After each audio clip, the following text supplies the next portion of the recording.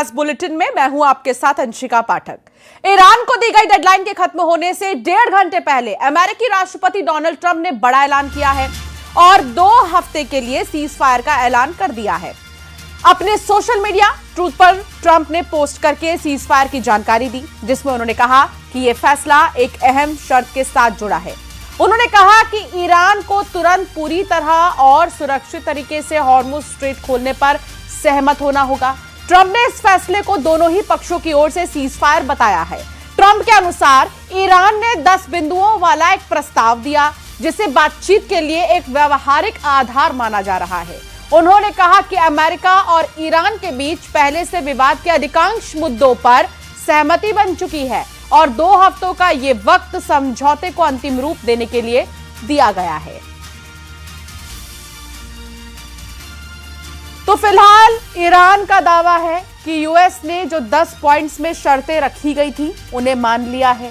Trump ने आज सुबह ही एक ट्वीट किया है, अपने ट्रूथ सोशल पर उन्होंने एक पोस्ट किया है। उसमें उन्होंने कहा कि ईरान के साथ समझौता हुआ है 2 हफ्तों के लिए। हालांकि उसमें वो क्रेडिट शहबाज शरीफ को भी देते नजर आ रहे थे। हालांकि अब 2 हफ्ते के लिए शांति का माहौल बना रहेगा और साथ ही स्ट्रेट ऑफ हॉर्मुज के लिए ईरान ने कहा है कि हम अपनी शर्तों पर स्ट्रेट ऑफ हॉर्मुज खोल रहे हैं। यूरेनियम संवर्धन को स्वीकार करना, ये सब शर्तों में शामिल है। सभी प्राथमिक प्रतिबंधों को हटाना ईरान ने ये 10 पॉइंट्स में मेंशन किए हैं। और साथ ही ईरान की तरफ से ये कहा गया है कि 2 हफ्ते तक अमेरिका की तरफ से कोई हमले नहीं होने चाहिए, क्योंकि सीज फायर पर उनकी भी सहमति है।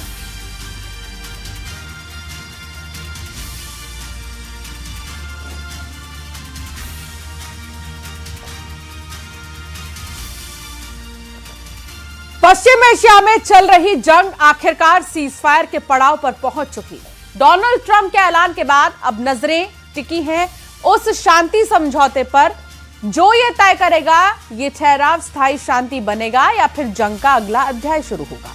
देखिए रिपोर्ट।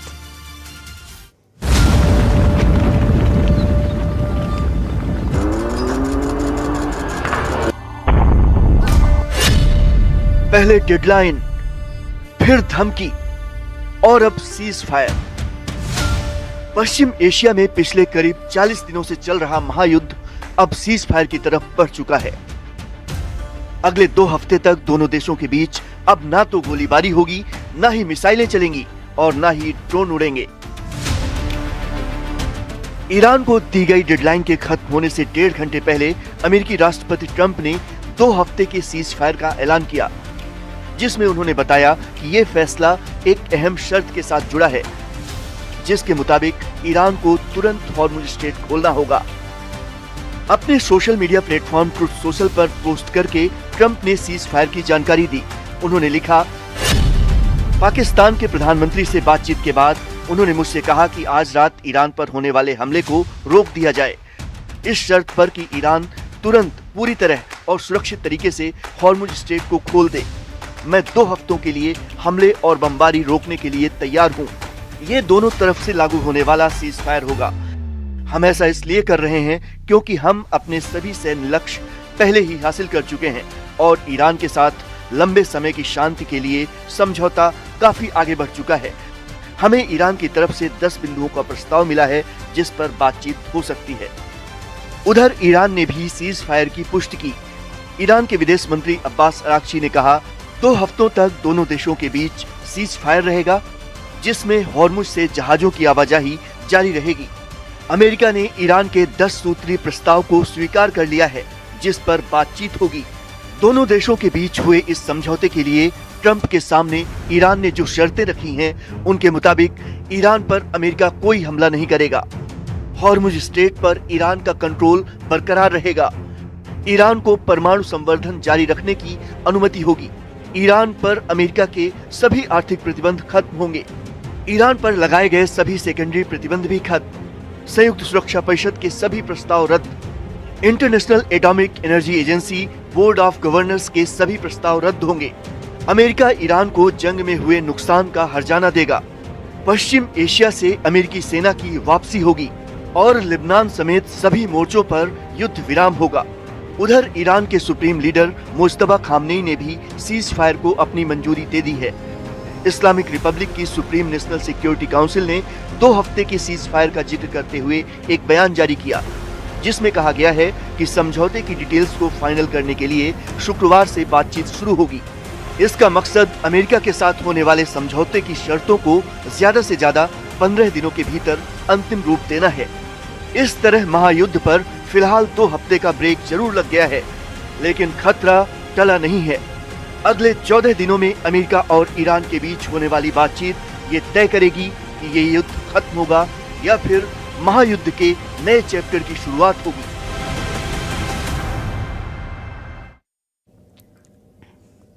एक ट्वीट और पाकिस्तान की पोल खुल गई। पाकिस्तान के पीएम शहबाज शरीफ के एक पोस्ट ने अब यह सवाल खड़ा कर दिया है कि क्या पाकिस्तान की सरकार खुद फैसले लेती है या सिर्फ स्क्रिप्ट पढ़ती है। पूरी कहानी क्या है, आपको इस रिपोर्ट के जरिए दिखाते हैं।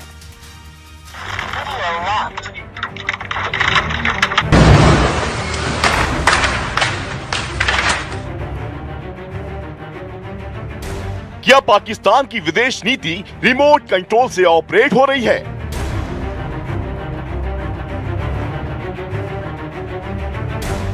क्या पाकिस्तान में सरकार भी किसी के इशारे पर चल रही है?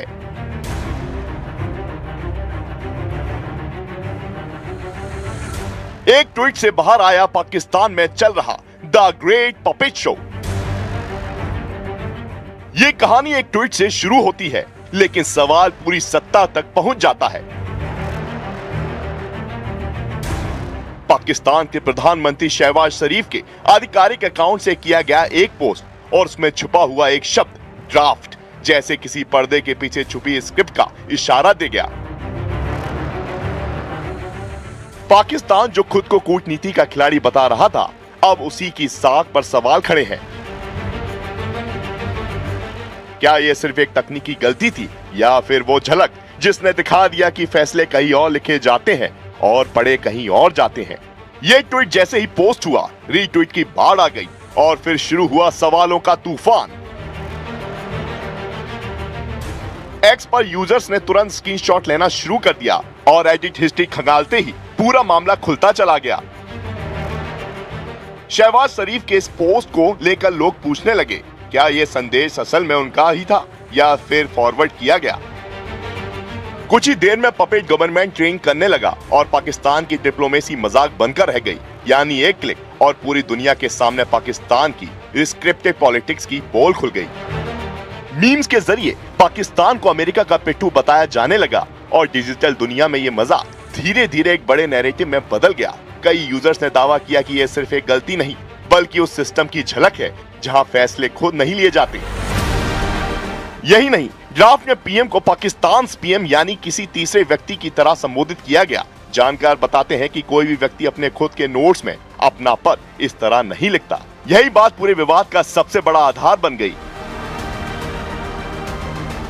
अब चर्चा सिर्फ एक ट्वीट की नहीं रही बल्कि पाकिस्तान की नीति निर्माण प्रक्रिया पर आ गई। क्या फैसले इस्लामाबाद में बनते हैं या सिर्फ मंजूरी वहां से मिलती है? और अगर स्क्रिप्ट बाहर से आती है तो क्या यह डिप्लोमेसी है या फिर एक रिमोट कंट्रोल सिस्टम?